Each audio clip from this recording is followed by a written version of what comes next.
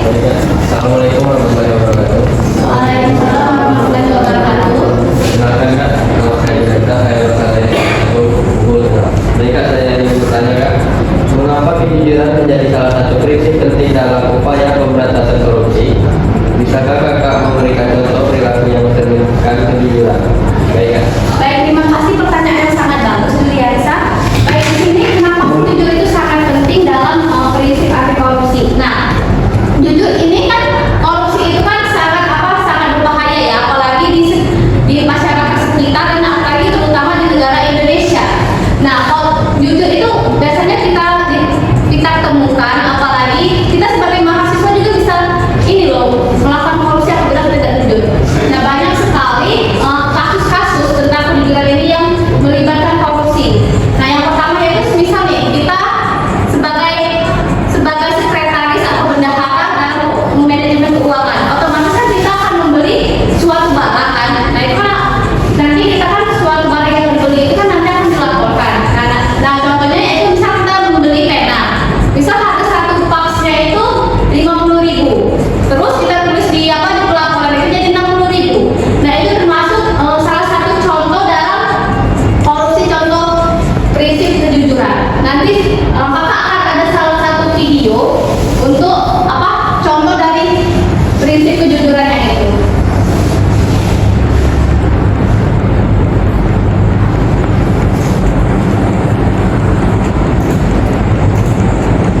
Nah, ini termasuk korupsi di pribadi kejujuran yang untuk menghindari korupsi ini. Di dalam konteks video ini terdapat perilaku korupsi tentang kejujuran di bidang di dalam perumahan kita yang bisa kita bisa saja di antara kita ini ada yang pernah mengalami seperti ini.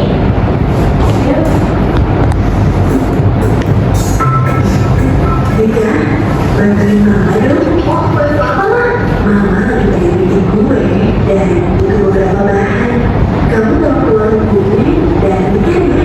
Ini uang udah dapat janjiannya. Tolong ya sayang. Siap ma, kita berangkat dulu ya. Permisi bunda, mau belanja bu? Gak mau belanja apa nak? Ini bu, belanja mama.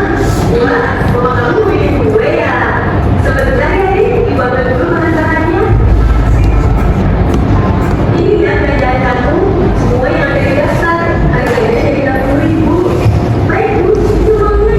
Oke, uangnya 100.000, jadi kembaliannya 40.000. Ini uangnya ya kan? Terima kasih bu. Iya, sama-sama ya. Salam buat mama ya. Siap bu, nanti kesampaian. Bu, bayarnya banyak juga ya. Kalau aku ambil sedikit, mungkin gak apa-apa. Asal gak terlalu mama. Namanya udah belanjanya. Ma, ini belanjanya. Semuanya 80.000. Jadi ini bayarnya 20.000. Terima kasih ya kak.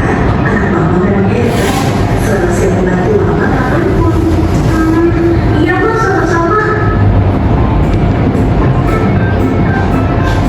Perasaan aku jadi gak enak, rasa kesal banget ya. Gak lagi dulu sama mama, tapi tetap dipuji sebagai anak baik. Gimana ya? Mama, maafin Dika ya ma.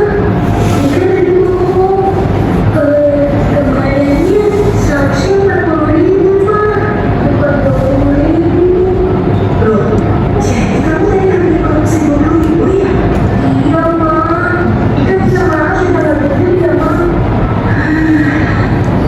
Ya udah, iya mama maafin Dika. Yang penting Dika tahu berbohong atau mengambil kebukaan kita adalah perbuatan yang tidak terpuji.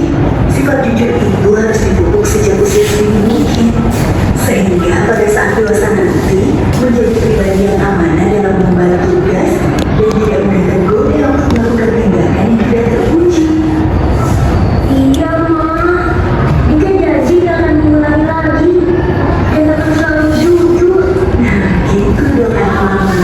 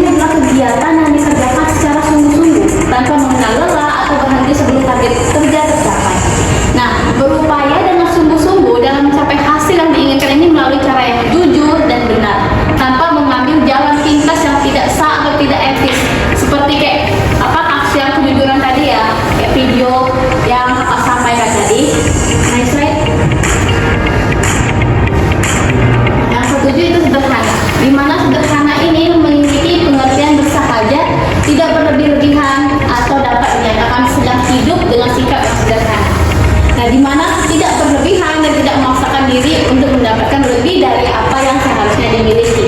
Di mana kesederhanaan ini melawan sikap rakus dan tamak yang sering menjadi pemicu korupsi. Yang ke-8 yaitu berani. Nah, di mana berani ini bersikap dan bertindak sesuai dengan kebenaran. Meskipun mungkin ada tekanan atau ancaman dari pihak lain. Nah, keberanian ini juga termasuk melaporkan dan melakukan tindak korupsi yang diketahui. Misal kita melihat nih contoh, misal kita melihat teman kita kan ada misalnya kayak jujur yang melakukan ketidakjujuran tentang kayak uang atau masalah kayak uang bendaharaan itu, kita harus berani untuk speak up kepada teman-teman kalau itu tindakan yang tidak benar. Next, keadilan. Nah, yang terakhir